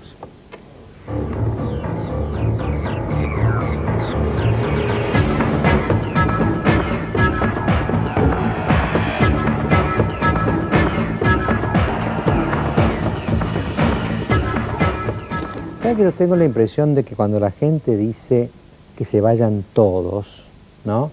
Está pensando sobre todo en los de arriba, ¿no? Por ejemplo, pues, presidentes, ministros, senadores, diputados, pero no van mucho más allá. Y me parece que esto de que se vayan todos los de arriba, de alguna manera deja indemne otra capa política que hay en la Argentina, que era de los intendentes. ¿Cuántos intendentes hay en el país? Como 2.156. Hay 2.156 intendentes. Algunos, evidentemente, como el de Quilmes, no digamos que era una maravilla, ¿no? Hay de todo. Pero hay un grupo de intendentes que yo lo he visto, lo he experimentado en muchos lugares, por ejemplo, lo que era de Trenquelauquen, miles de lugares, vos lo has visto también. Muchísimo. De gente que está muy consustanciada con su base, ¿no? El caso de Eduardo Castelo, intendente de Villa María, ha sido reelecto hasta cansarse de votarlo, y la gente, es decir, hay mucha gente, y vos estás en algo, Mauricio, porque estás tratando de juntar una red de intendentes rescatables. Quizás sería un punto de partida para la renovación política de la que tanto se habla, ¿no? No tengo duda, es un punto de partida muy valioso, porque como vos decís, a pesar de la crisis, en vez de perder el respeto y el liderazgo, más se lo han ganado, porque hay muchos intendentes que han combatido la crisis, ¿no? Que han encontrado maneras a esta globalización despiadada de acomodar su población, de generar prácticas, y lo que queremos hacer en este seminario, que es inédito para la Argentina, el viernes y sábado que viene, es compartir primero las experiencias entre los distintos intendentes del país, porque hay intendentes que han sido exitosos privatizando, otros haciéndolo dentro del gobierno municipal, otros fomentando políticas agrarias dentro del municipio, otros industrias pequeñas y medianas, y eso además compararlo con lo que están haciendo expertos del mundo que vienen a intercambiar también. Hay intendentes de otros lados. Intendentes de otras partes del mundo y académicos que tienen mucha experiencia en esto de la globalización y la ciudad, ¿no? Que cada vez más con la globalización el poder nacional se diluye y es más importante el poder de la ciudad, ¿no? Entonces creo que este es el desafío que tenemos por delante, en esta dirigencia nacional que está como siendo decapitada íntegramente por la gente, es potenciar el liderazgo local, ¿no? Ahora tiene que ver con que vos querés ser intendente también. Bueno, yo, digamos, quiero ser un colega. Es un mero aspirante. Yo soy un mero aspirante. Usted es un intendente en serio. Eres un aspirante, por ahora, ¿no? En realidad, nosotros decimos, Mariano, que los intendentes somos, sin lugar a dudas, donde menos golpeó esta crisis de la representatividad, porque somos los que estamos más cerca de los problemas, y porque la gente busca soluciones y no identifica si es el Estado nacional, provincial o municipal quien debe darle esas soluciones. Y como los estados nacionales, los estados centrales, se han tratado de desentender de brindar esas soluciones, trataron de descentralizar las respuestas a los gobiernos locales. Usted ha visto, por ejemplo, yo he notado, le ha pasado a varios, son intendentes exitosos, después los patean para arriba y es como que pierden contacto. Bueno, cuando van porque- las cámaras... Sí, cuando progresan se contaminan los intendentes, porque además lo que están cuestionados son los partidos políticos. Yo creo que hay un nuevo liderazgo de los intendentes y de los gobiernos locales que se está planteando en todos los lugares del mundo, ¿no? Nosotros vemos cómo se plantea el asociativismo, el regionalismo. Los intendentes ya no cambian solo el foquito y limpian las calles, sino que promueven la producción regional, están fomentando la creación de polos de desarrollo vinculados al conocimiento, como hacemos con la Federación Argentina de Municipios, vinculando los municipios con las universidades y un plan nacional de desarrollo, vinculamos el conocimiento a través de la capacitación. Yo le diría que los intendentes y los gobiernos locales son quienes más se han capacitado en los últimos años, conociendo las cosas de afuera, pero también con nuestras propias modalidades. Ahora, nuestras propias ustedes que supuestamente pertenecen a esta clase de dirigentes de los que zafan de que se vayan todos, ¿no? ¿Quieren que se vayan todos? ¿Ustedes quieren que los de arriba se vayan? Nosotros somos los que decimos que en la Argentina hay que pasar de la autoflagelación, que recién se hablaba, a la posibilidad de la autoestima. Y en lugar de que se vayan todos, tenemos que ir con todos. Porque hay muy buenas experiencias en el interior, hay esperanza. Eso está bien, pero digo, concretamente, todos los personajes pesos pesados que están en la política desde hace muchos años, ¿eso tienen que irse, tienen que dar un paso al costado para que asuman ustedes o no? Yo creo que hay gente que se tiene que ir y hay gente que va a dar una respuesta clave en los próximos tiempos, que van a ser intendentes, que van a ser gobernadores en sus provincias. Acá nosotros tenemos en la Argentina un fenómeno que es el partido vecinal en muchos distritos. Siempre es chiquito, siempre es chiquito. El asunto, por eso digo, sería... Y Mauricio también, por que ahora. esto fuera el surgimiento de un partido nacional vecinal. Bueno, ojo que la FAM que preside Claro. y agrupa los radicales, los peronistas y los vecinales. O sea, todos los intendentes del país están agrupados en la FAM, que es la que coorganiza junto con Crece y Claro. Crecer el seminario. O sea, La Federación Argentina de Municipios representa a todos los partidos y nosotros, bueno, en este caso yo pertenezco al justicialismo, pero el año que viene llegan los sectores independientes y luego el radicalismo. Yo al irme al corte voy a decir una cosa que no es exagerada. La revolución política, la reforma política, la renovación política que estamos esperando quizá tenga que venir del nivel municipal. Ese que quedó intacto es la gran reserva que tenemos, contacto con la gente, liderazgo, y yo los felicito por este congreso que van a hacer, Mauricio, y bueno, me traerás algún intendente de algún lado, ¿no?, para el domingo. sí, vamos a tener, creo que va a venir el de Bilbao, el ex intendente de Bilbao, que hizo el milagro de reconversión de imagen de Bilbao con el Museo Guggenheim, Lo vi. que pasó a ser visitada la ciudad de Bilbao por Son la millones de gente con personas. los pies en la tierra. Totalmente. La Y gente son las con que los tienen que pies. entender cómo funciona la globalización para insertar su ciudad y sus habitantes en esta realidad que no sabemos cómo administrarla y la hemos administrado muy mal porque ha generado un nivel de exclusión en la Argentina espantoso. Queremos invitar, Mariano, a todos los intendentes de la Argentina, a los 2.156, porque vienen experiencias extranjeras, pero fundamentalmente las experiencias locales. Les agradecemos y quedamos para el domingo que viene profundizar esta investigación del nivel municipal. Y yo después del corte, vamos a hacer un poco de tiempo, le voy a pedir a Lani que opine sobre el programa, porque vos lo viste. Así que preparate. ¿Con nosotros adelante, no? ¿Cómo no? No, sí. Nosotros nos tapamos los oídos y él habla. Bueno. ¿Eh? Eso Duro, va a ser vale nuestro duro. tercer tiempo. Ya volvemos. Muchas gracias.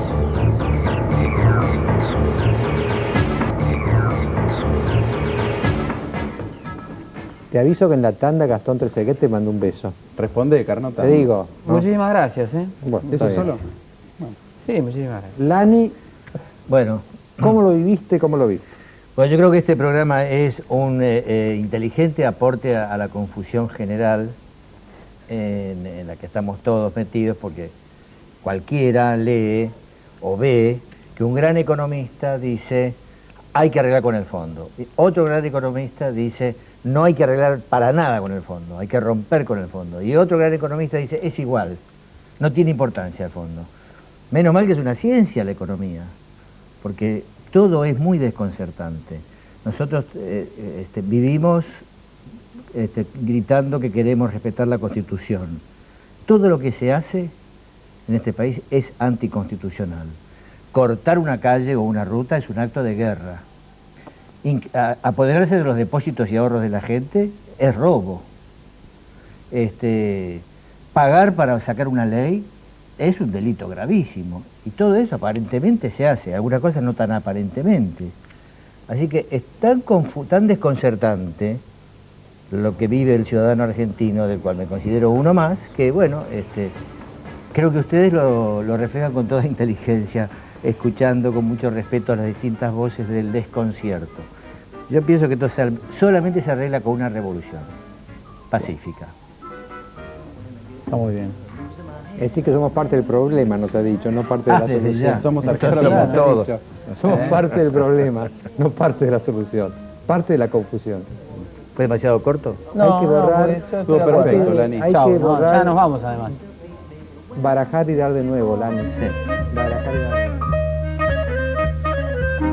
I could be handy in mending a fuse, or when your lights are gone, you can hit a sweater by the fireside. Sunday morning, go for